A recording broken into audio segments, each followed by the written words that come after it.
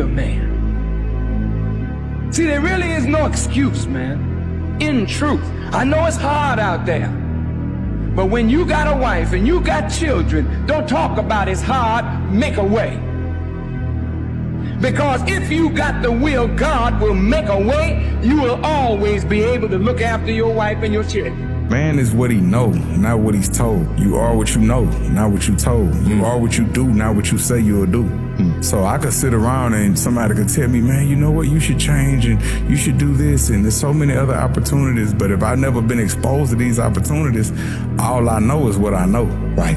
And that's what recidivism, that's people that repeat offenders, habitual offenders, because it's recidivism because they don't know anything but what they know. And I was like that. I was locked in, focused on one thing till I started experiencing other things. So there's a proving ground in life. There's a time in every man's life where he must do a lot of work for very little pay, and he must do it at the highest level he possibly can. This is the time where you guys all change. Work very hard and only have it be character building. There's times of building your bank account, and there's times for building character. A man gonna understand his accountability, just making sure it gets done. A man don't blame nobody else. A man sees where he's supposed to be. He does what he's supposed to do. Whatever assignment he has, he understands it and executes. A man don't have to announce that he's a man, because when he walk in the room, everyone knows that he's a man. You're a man. You are a man. Stand up and be a man. Make the hard decisions. Make the sacrifices. Make the unpopular decisions, and become comfortable in your own skin. And if you are not a person that you are comfortable being alone with, that is the one person in this universe that you have full power, full right, and full responsibility to change. I don't have the right to change anybody except myself. Who just feel alone, like myself, who felt like they have to hold things in, and that they shouldn't share their emotions, that they don't lean on people, and that they should just carry stuff in, and they need to be X, Y, and Z to be like good enough.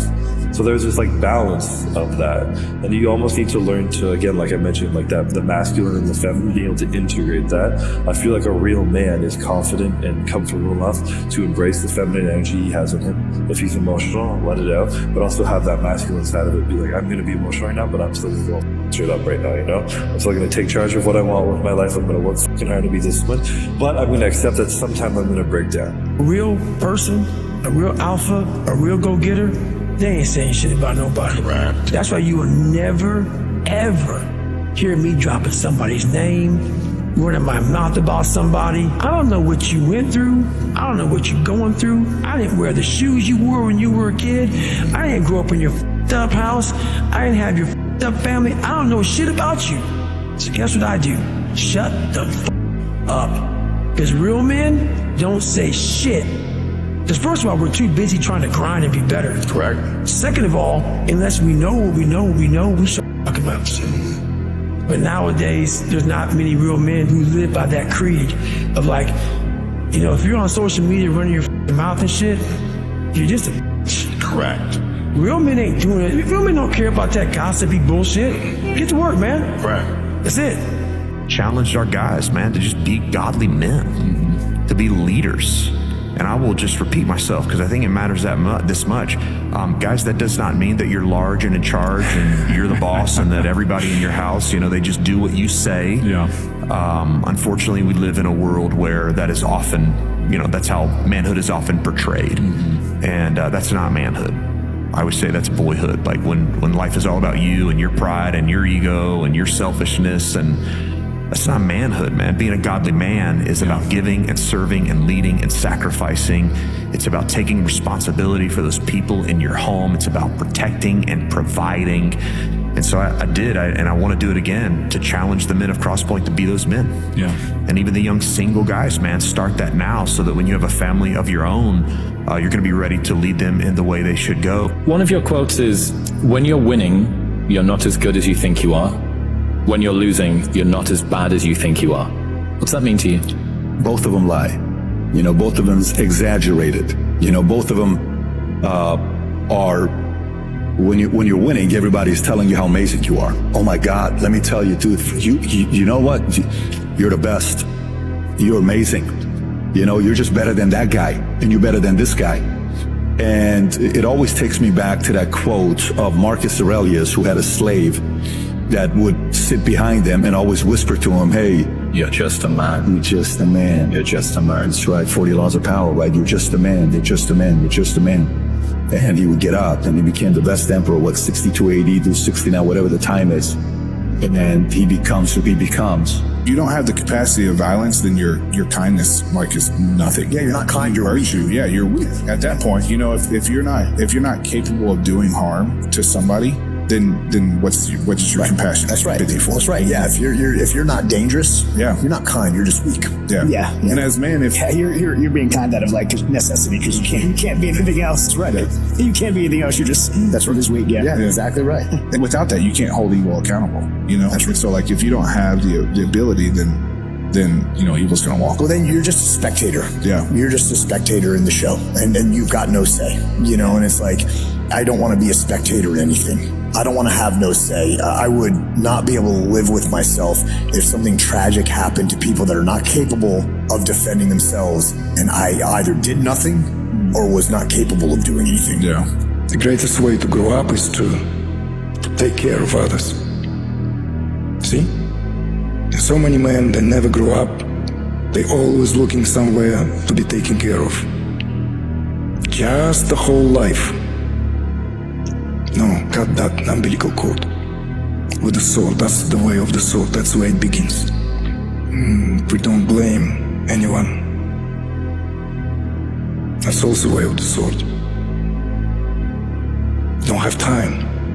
When you're fully present, there's no time to blame anything or anyone. You're fully present to whatever that is. That's the way of the warrior. You need to be a man. People get tired. Working in a factory gets you tired. I don't go around apologizing, do I? There's an empty space here to be filled. Do you understand? So, be a fucking man. Man, I could take anything. I've been at the bottom. I've been as low as any man can ever be. And you think if this is gonna break me up, a bunch of little want to be photographers or writers could break my spirit? Never. I've been there. I'm not saying I've been in jail. I'm a hardcore numb because there's a bunch of weak people in jail. And the reason why people go to jail because they don't have their shit in check and they're not they can't manage their life. So that don't mean you're a bad guy because you're in jail. It means you're pretty much a dysfunctional, weak individual and can't manage your life outside in the world. Be a good man, not just a nice guy. A good man stands strong in his beliefs, even when it's easier to follow the crowd. He doesn't change who he is just to fit in or to make others comfortable. Instead, he stays true to his values, no matter how tough the situation. Being nice is about keeping the peace and avoiding conflict, but being good is about doing what's right, even when it's hard. It's about having the courage to say no, to stand firm, and to hold yourself accountable. A good man values integrity over approval, honesty over convenience, and character over comfort. Respect doesn't come from trying to please everyone. It comes from standing up for something real. A good man doesn't just drift along with the world. He builds his own path, guided by strength, purpose, and self-respect. At the end of the day, being good isn't about being liked. It's about being true to yourself. Boys talk. Men act. Boys play. Men build. Boys want power. Men earn it. Boys demand respect. Men command it. Boys fear pain. Men endure it and transform pain into purpose, into profit. Love my dad. I'm grateful for him. But I've also always been a little bit angry at him. I didn't realize it. I was always angry because I didn't know him very well. I was 16 when he passed away and he was 86. I was angry because I didn't know him, because he didn't know me. I realized that I really kind of judged my father. I didn't realize, I always thought that one of the reasons we didn't know each other very well was because of the age gap. I really started to think back more on it, and one of the reasons also we didn't know each other very well was because I really judged him. And other kids would make fun of him, and then I kind of made fun of him. And I think sometimes I didn't even try to get to know him, even though I was young. It wasn't my responsibility, really. It wasn't an ideal situation, but I didn't really try to get to know him, you know. And I would make the excuse, well, he shouldn't have had a kid when he was that old, you know. What was he thinking? You know, he really gave me the most important gift, which is my experience of the world.